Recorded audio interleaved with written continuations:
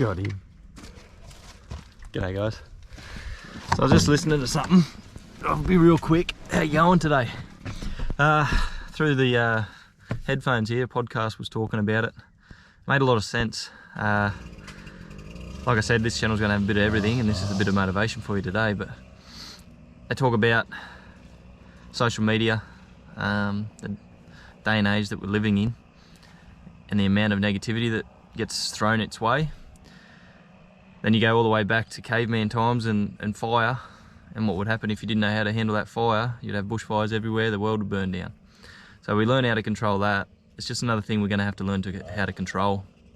And the way I'm finding that's working for me and working for a lot of people I know and friends, family, you're going to have to start to prepare your mind for all these changes that are going to be coming. It's a different world to what your parents grew up in. It's a different world to what their parents grew up in.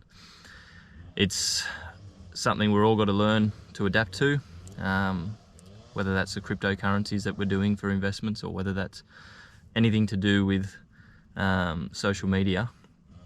It's all going to be interconnected, and our kids are going to have to know it, therefore we have to know it. So don't be afraid of it. Don't be afraid to put your face here talking to people. You're never going to know everything anyway. It's just something for me. It's another outlet for me. It's something to show for you guys. I don't want to like toot my own horn, but it's something to aspire to as well, because I know where it's heading. I knew where it was heading when I first started doing the YouTube channels before I had any of this type of equipment. I'm going to continually grow. I'm going to continually try and give as much information to you guys as I can, and the feedback from you guys watching, I really appreciate it all. To go forward, we'll keep doing these type entertainment videos with a little bit of motivation snipped in there. So thanks for watching. That's my little tip for today. Learn how to control that fire and we'll all be right. Beautiful view out here. Still haven't figured out how to zoom, so have to make do with that for now. Go on a snipper and get back into town onto two other properties right close to home, finish the day there, and that's our day. So see you later. Bye. Thanks for watching. Like, subscribe, and comment away. Bye bye.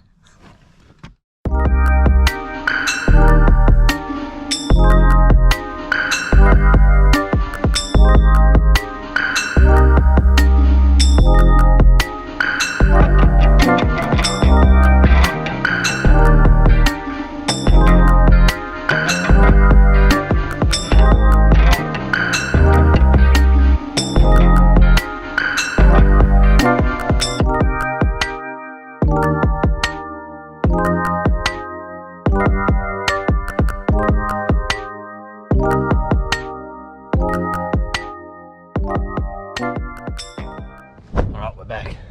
Second property for the day, guys. I'm not sure if I showed you this. I'll just spin it around. Fit them both on. So the goal was to get another one of these. Having issues with the clutches, so thought stick with something that we know is going to be solid and hopefully fit. So obviously narrower deck, but length had about 20 mil to play with for the ramp hit the back. And when we upgrade the trailer, we'll be looking at getting the either Hustler Super 88. I'll go into depth about that in another video, and or the 61-inch Skag V-Ride 2. Then that should do us for a while, and hopefully get another crew going, possibly another ute of some description to tow the other larger trailer and larger mowers. Have an acreage mowing trailer set up, have a residential and gardening mower trailer set up, and we'll roll with that for a while. So this is the second property, about 9 o'clock. Finished the first one off. We've got 3 today. Gonna try this little thing out just on a couple little problem areas. Not the most beneficial aerator, but it'll still do the job. I've used it a couple of times, but on this acreage there's just a couple of little problem areas that this will just be perfect for, because it's not obviously the whole thing that you need to drag a massive one behind the mower on. So try and get some footage of that later in the day. We've got some, this is the latest one we've been using for army grubs. extremely hazardous. Really should have gloves on showing you right now, but we tried it 2 weeks ago at my property that's now a rental, and instant results. Used it before in the past, and it was called a different name, but it's got like a poison 6 icon on it, so not the most beneficial. You don't want to kill microorganisms and everything, so you just, I think it was 20 mil the dosage rate, which was bugger all needed for the entire property. So it was might have even been 7 mil for mine, because it was 20 mil for 1,000 square meters, and I sort of, yeah, 7 mil was more precise. Anyway, I'll get into depth about that, because you do have to watch, especially we're going to be spraying some of this as well. You want to watch your rates. You don't want to be going overboard, because even though it says it's safe for grasses, if you go overboard, it's going to kill the grass without fail. So we've always been mindful of that, but the army grubs have been that bad, and they've gone deeper into this season, just like everything has. When you have a good growing season, everything else that's feeding off the things growing is obviously going to go deeper in as well. And so now we're just combating that. Before winter, you don't want to spray too harshly, too aggressively, because the grass isn't going to come back. It's not going to bounce back quick enough. And I don't know how these videos keep getting me rambling, but it's just another little tip there for you. Don't go overboard when it's this close to winter. So other than that, there was liquid fertilizer, which I will show at the next property, because I've got to get into the snippering and the mowing here. And that'll do. I'll see you at the next one. Bye.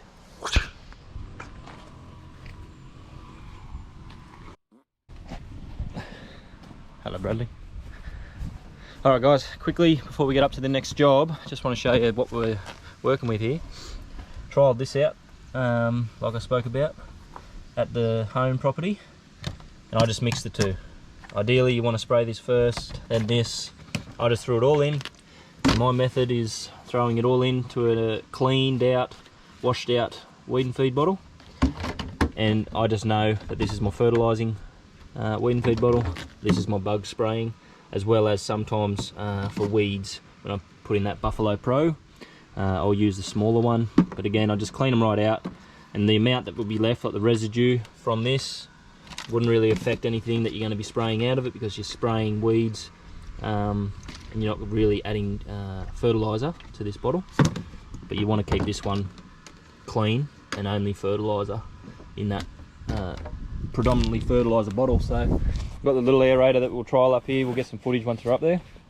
But we used, it would have been the Buffalo Pro variety for the bindi, broadleaf type weeds.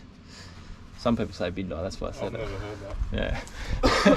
Yeah. And so what it did to this hill, you'll see it when we get up there, it was mainly all weeds on that hillside. So then, of course, you spray weed killer, it's going to kill the majority of that hillside. Now it's coming back, but we want to give it a boost now, because we're running out of daylight.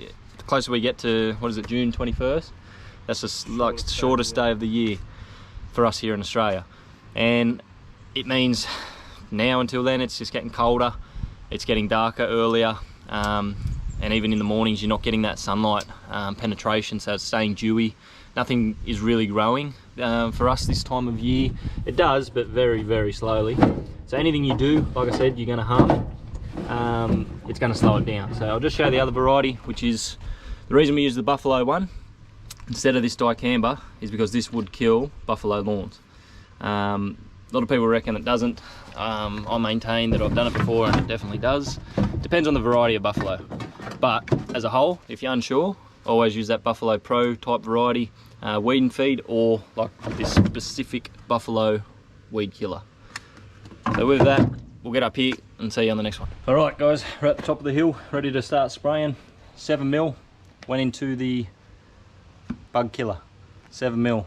So very, very potent stuff. It covers about 100 square meters for your army grub. The owners have been getting all the seed pods off. I haven't really got one here to show you. Got remnants of one. It's up there.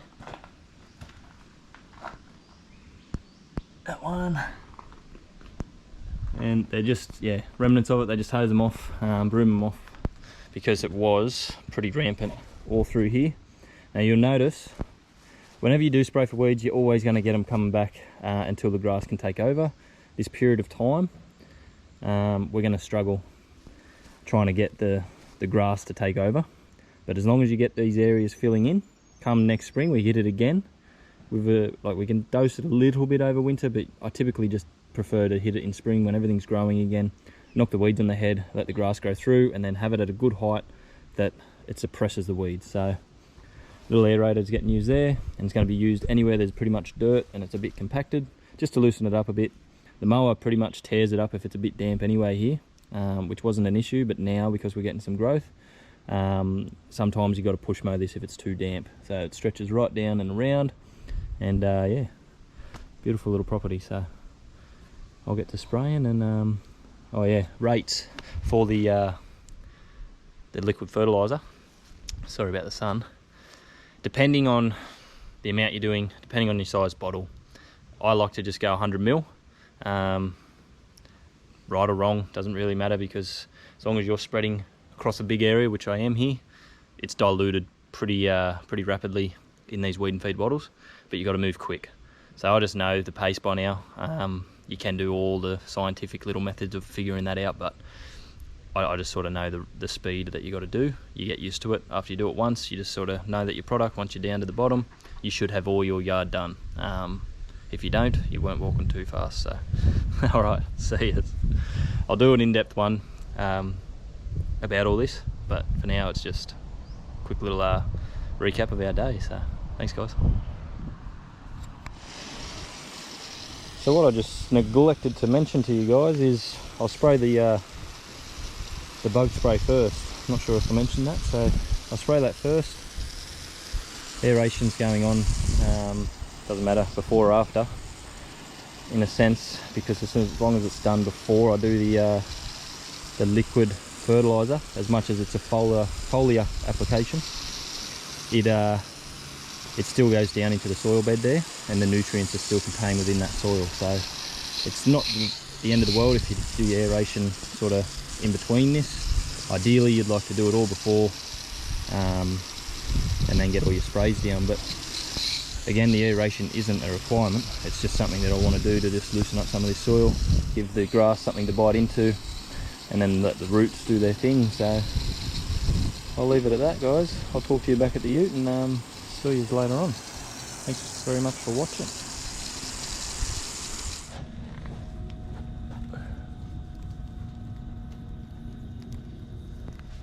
Alright guys, that's a wrap for today. We got a fair bit today actually, fair bit done, fair bit recorded. Hopefully you enjoyed that day in the life. Got all the kiddies down here playing in the mud. They've all got no pants on, so I won't be showing anything. I can't show it because they've got no pants on. Alright, so just a lot to reevaluate for us going forward now. Really looking at the next stage of the business.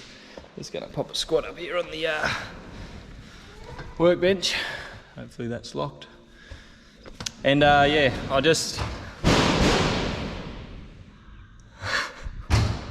yeah, we'll hold it there. Really looking to this next stage. Really looking at viable options. Trying to get sorted with this Super 88, whether it's even a possibility in Australia at the moment. Obviously, not a lot of progressive dealers in Australia looking at what America's doing and going, well, hold on a minute, there is a market for it in Australia, let's be one of the first. I just find they sell what works, what they like. They're still pumping, obviously, selling units, pumping out different types of mowers, and really creating a market for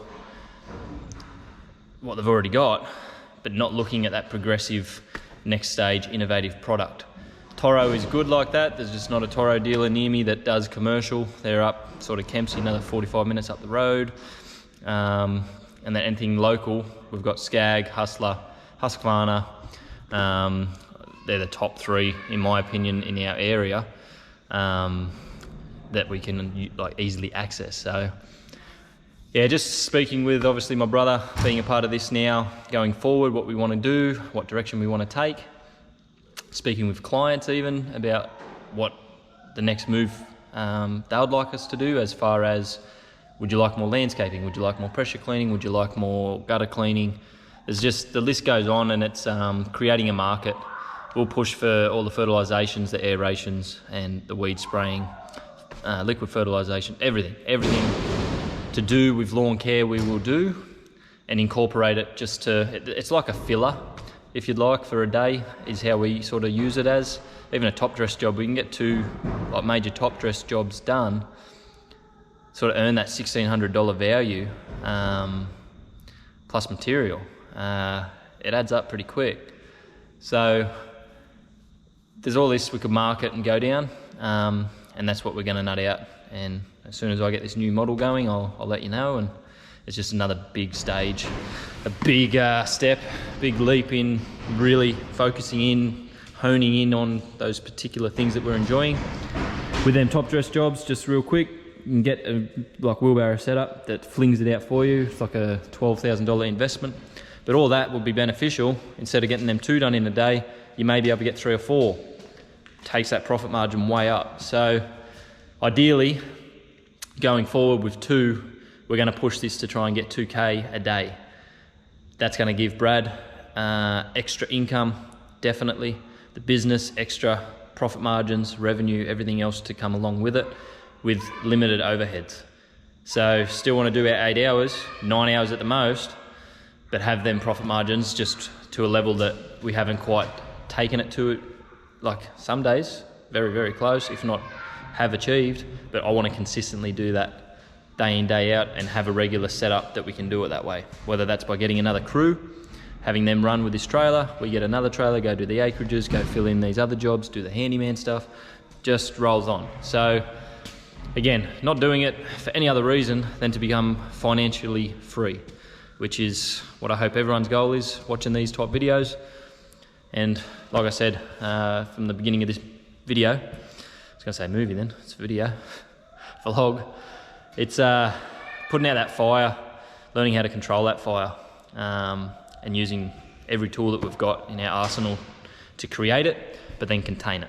So you don't want to burn yourself out either. So it's a good little analogy there, just come up with that. See you later, thanks for watching, and see you next week, because I'm going to try and do these weekly. Thanks for watching, see you, bye.